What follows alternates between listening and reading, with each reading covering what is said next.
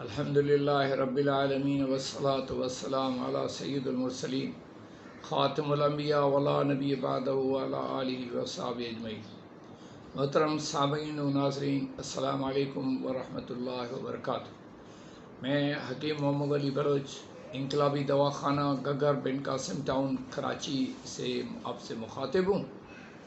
آج انشاءاللہ العزیز ہم لوگ ذکر کریں گے چمڑی کا، انسانی بدن کا۔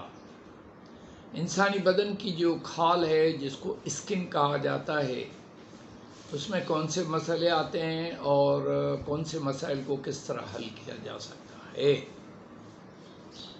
تو قانون نظریہ مفروضہ کے مطابق 3 امراض چمڑی کے اندر ہوتے ہیں، ایک اعصابی، دوسرا عضلاتی، تیسرا غدی۔ جب اعصابی کی بات ہم کریں گے تو جسم پہ چھالے بنتے ہیں، پت دانے نکلتے ہیں اور ان سے سفید پانی نکلتا ہے۔ جب ہم عضلاتی کی بات کرتے ہیں تو خشک خارش ہوتی ہے، اور خشک خارش سے جو ہے وہ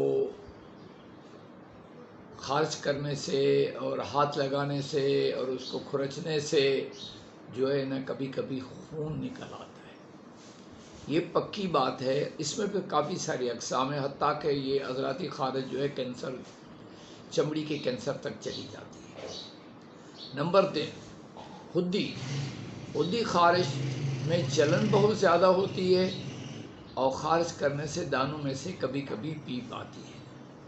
یہ پکی نشانی ہے، اور اسکن یعنی کہا جائے کہ چمڑی کا سرطان بھی غدی عضلاتی تحریک میں بھی ہوتا ہے، عضلاتی غدی تحریک میں بھی ہوتا ہے، تو وہ الگ ہے، یہ الگ ہے، اس کا علاج الگ ہے، اس کا علاج الگ ہے۔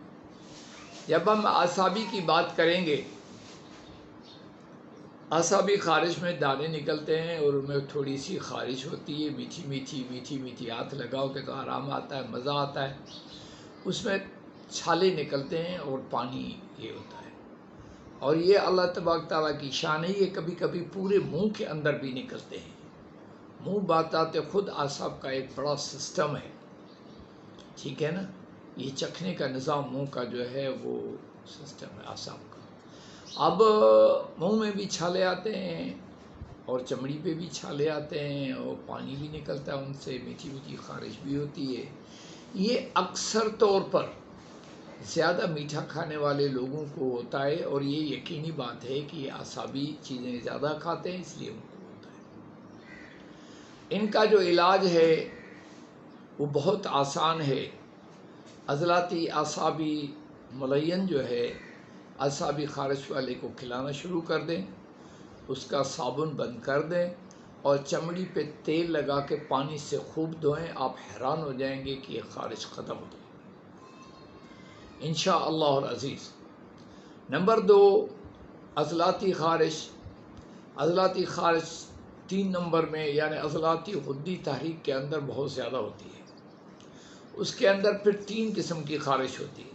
ایک تو مضبوط دانے بن جاتے ہیں، ان کے اندر کھجلی ہوتی ہے۔ ایک جو ہے نا باریک جو ہے نا دانے بن جاتے ہیں اور اس میں سخت کھجلی ہوتی ہے۔ نمبر 3، اس میں دراڑیں پڑ جاتی ہیں، اسکن میں لمبی چمڑی میں لمبی دراڑیں پڑ جاتی ہیں، جس کو اسکن سوروسس کہتے ہیں، اور کبھی کبھی ڈاکٹر غلطی سے اس کو چمڑی کا کینسر بھی کہہ دیتے ہیں، اسکن سوروسس بھی اس کو کہتے ہیں۔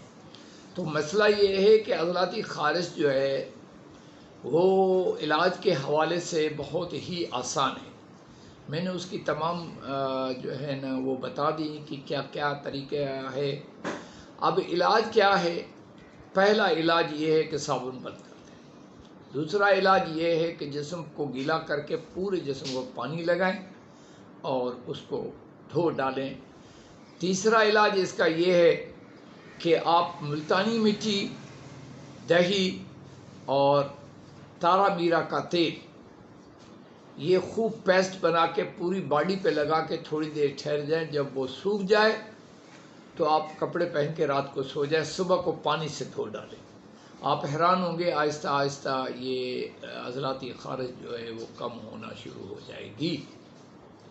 اور اس کے ساتھ ساتھ آپ تارا میرا کوٹ کے رکھیں، چھوٹی چمچ صبح اور رات، نہار میں صبح کو اور رات کو سوتے وقت گرم دودھ کے ساتھ کھائیں۔ اللہ نے چاہا تو اس سے بھی آپ کو بہت افاقہ ہوگا، ورنہ جب اسکن سوراسز یا چمڑی کا پھٹنا اور اس پہ بہت زیادہ خارش کا ہونا زیادہ ہو جاتا ہے تو یہ ان لوگوں کے ساتھ رہنے اور کپڑوں کے ذریعے بھی یہ دوسرے جسموں تک بھی پہنچتا ہے، اس لیے اس کا تباً اور وباً بھی دونوں طریقے اس وبا میں موجود ہیں۔ اب ہم آتے ہیں خدی خارش پہ۔ خدی خارش میں بھی 3 قسم ہوتے ہیں، چھوٹے چھوٹے پیپدار دانے ہوتے ہیں، اس میں جلن ہوتی ہے، پھوڑے ہوتے ہیں، پھنسیاں ہوتی ہیں اور وہ پیپدار ہوتے ہیں۔ یہ یقین ہو گیا کہ یہ خدی ہے۔ ان کے اندر 5 نمبر خدی اعصابی مصفہ خون اگر دیا جائے تو یہ باکمال فائدہ کرتا ہے۔ اس شخص کو بھی صابن سے، میٹھی اور گرم چیزیں، آم اور کھجور ہے اس سیزن میں، ان سے دور رہنا چاہیے، نہیں کھانی چاہیے، ورنہ خودی عضلاتی تحریک اور زیادہ ہوگی اور پھوڑے پھنسیاں نکلیں گی اور مسائل پیدا ہوں گے۔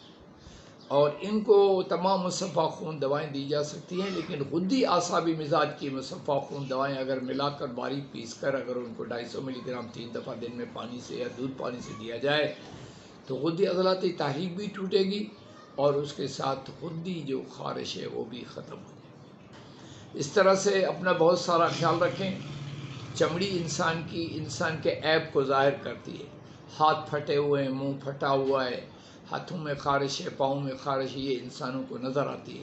انسان کی عزت کا مسئلہ بھی بن جاتا ہے اور انسان کے لیے اذیت کا مسئلہ بھی بن جاتا ہے، لہٰذا اس لیکچر کو اچھی طرح سے سنیں۔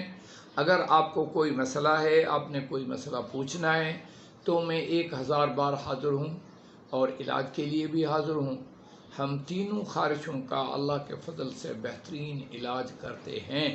اللہ تبارک تعالیٰ اس مرض سے تمام انسانوں کو شفا عطا فرمائے، کیونکہ شفا کلی طور پر اللہ کے ہاتھ میں ہے۔ حکیم خود مر جاتا، حکیم کا باپ دادا سب مر جاتے، کوئی نہیں بچتا نام ہے اللہ کا، تو اللہ تبارک تعالیٰ کے ہاتھ میں۔ وَإِذَا مَرِضْتُ فَهُوَ يَشْفِينِ۔ اللہ تبارک تعالیٰ قرآن کریم میں انبیاء علیہ السلام کو فرمایا، حتیٰ کہ محبوب کریم صلی اللہ علیہ وسلم کو بھی فرمایا کہ کہہ دو کہ جب ہم بیمار ہوتے ہیں تو ہمیں اللہ شفا دیتا ہے۔ وَمَا عَلَيْنَا إِلَّا الْبَلَاغُ الْمُبِينُ۔